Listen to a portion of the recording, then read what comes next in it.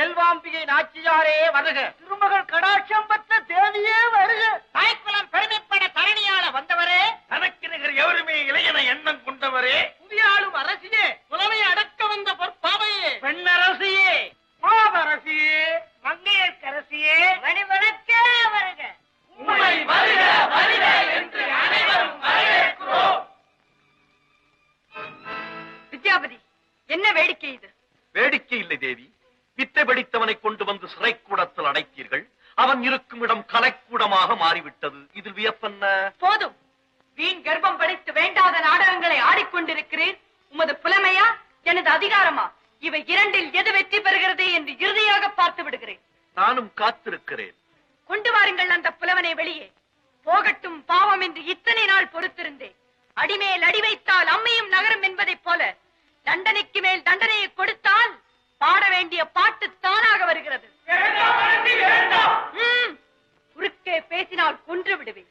அவரை ஒன்றும் செய்ய வேண்டாம். வித்யாவதிக்கு கொடுக்க வேண்டிய தண்டனை எங்களுக்கு கொடுங்கள். அவரை விட்டு விடுங்கள். எனக்கு கட்டுப்பட்டு நடப்பவர்களாக இருந்தால் நான் ஆணையிட்டு கூறுகிறேன். இங்கு என்ன நடந்தாலும் யாரும் குறுக்கே பேசக்கூடாது. இது எனக்கும் அரசுக்கும் உள்ள தனி பிரச்சனை. எவரும் தலையிட வேண்டாம். சிறைக்குள்ளே அடைபட்டு கிடக்கும் கைதிகளிடம் உமக்குள்ள செல்வாக்கை என் முன்னே நிரூபித்து காட்டுகிறீரோ?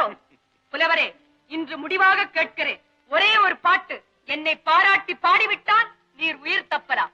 இல்லை என்னை கண்ட துண்டமாக வெட்டி போட்டாலும் சிதைந்த என் உறுப்புகள் கூட தெய்வத்தை பாடுமே அல்லாது அழியும் இந்த தேகத்தை பாடாது. கொண்டு வாருங்கள் பழுக்க காய்ச்சிய சுடுகோலை. சீக்கிரம் கொண்டு வா. பாரும் உமது முடிவை. சுடுகோலை எடுத்து வந்து எழுதுகோல் ஏந்தும் இப்புலவன் கரத்தையும் என்னை பாட மறுத்த நாவையும் சுட்டெரித்து விடுங்கள். பிறகு எவர் மீது எப்படி பாடுகிறார் என்பதை பார்த்து விடுவோம்.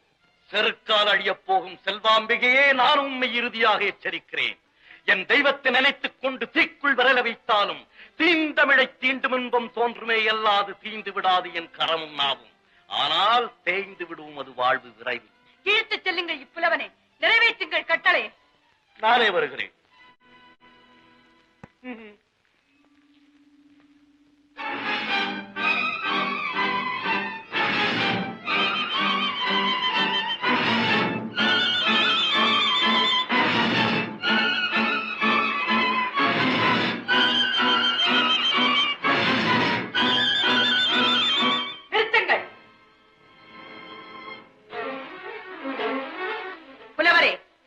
வாழ்வின் கடைசி கட்டத்தில் நிறுத்தி வைத்துக் கொண்டு கேட்கிறேன்.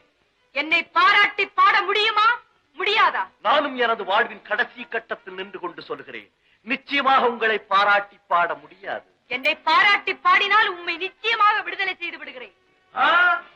அரசியே, தண்டனை எதுவாகிலும் கொடுக்கும் உரிமை தங்களுக்கு உண்டு. ஆனால் என்னால் தண்டிக்கப்பட்ட ஒருவனை விடுதலை செய்யும் அதிகாரம் தங்களுக்கு இல்லை என்பதை நினைவுபடுத்தவே நான் இங்கு வந்தேன்.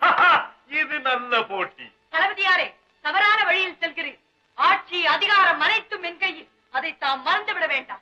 ஆனால் எதேச்சதிகாரமாக எதையும் செய்து விடலாம் என்று தாங்கள் நினைத்தால் அதை தடுக்கும் அதிகாரம் என் கையில். அதை தாங்கள் மறந்துவிட வேண்டாம்.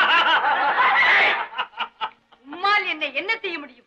இப்புலவனை இப்போதே விடுதலை செய்து விடுகிறேன். விடுதலை தாங்கள் கொடுத்தால் மீண்டும் புலவனை நான் அடைத்து விடுகிறேன். அதற்கு முன் உங்களையே கைது செய்து புலவனுக்கு அடுத்தறையில் அடைத்து விட்டால் முடிந்தால் செய்து பாருங்கள்.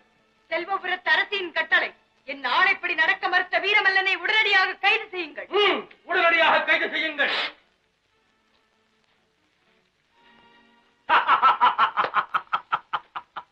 என்ன இது? தங்களைத்தான் கைது செய்யும்படி தளபதியாரின் கட்டளை. வீரமல்ல, பழிக்கு பழி, வஞ்சத்திற்கு வஞ்சம். இதுதான் சட்டம் அரசி. என்னையே கைது செய்யும் அளவுக்கு உமக்கு யார் அதிகாரம் கொடுத்தது? என்னை எதிர்க்கும் அளவிற்கு இப்படி தவறான முடிவிற்கெல்லாம் தாங்கள் வந்து விடுவீர்கள் என்று முன்கூட்டியே தெரிந்துதான் அரசாங்க பிரமுகர்களை எல்லாம் ஒன்று திரட்டி சர்வ அதிகாரத்தையும் நானே பெற்றுக் கொண்ட பின் இங்கு வந்திருக்கிறேன். இனி என் திட்டப்படி நடப்பதாக இருந்தால் மன்னித்து மீண்டும் உங்களுக்கு வாழ்வளிக்கிறேன். தேவையில்லை. உம்மை பணிந்து நான் வாழ வேண்டிய அவசியம் இல்லை. என் அதிகாரம் செல்கிறதா இல்லையா என்று நானே பார்க்கிறேன். சூரசேனரே, முதலில் அரசியை பாதுகாப்பில் வையுங்கள். புலவன் வாக்கு பலித்து விட்டது. அன்றொரு நாள் உங்கள் நாட்டுக்குள்ளே இந்த சிறைச்சாலையா அல்லது இந்த சிறைச்சாலைக்குள்ளே உங்கள் நாடா பாருங்கள் என்று சொன்னேன். என் வாக்குப்படி இன்று நாடே சிறைச்சாலைக்குள் வந்து விட்டது. வீரனே, உன் மிரட்டலை எல்லாம் அரசிடம் வைத்துக் கொள். உன் ஆட்சிக்கும் அதிகாரத்திற்கும் அப்பாற்பட்டவன் நான், என்னிடம் வேண்டாம். நீயும் உனது புலமை கவிதை அனைத்தையும் செல்வாம்பிகையிடமே வைத்துக்கொள், என்னிடம் காட்ட வேண்டாம். அப்படி மீறினால் என்ன செய்வாய்? உனது புலமை கவிதை உன்னை மண்ணோடு மண்ணாக்கி விடுவேன். அதற்கு முன் உன் வீரம் சர்வாதிகாரம் அத்தனையும் அடியோடு ஒழித்து விடுவேன். ஒரு காலம் முடியாது. ஏன் முடியாது? பார்க்கலாமா? பார்க்கலாம். இந்த புலவனையும் சிறைக்குள் அதிகாரத்தை தவறான முறையில் பிரயோகித்த அரசிக்கும்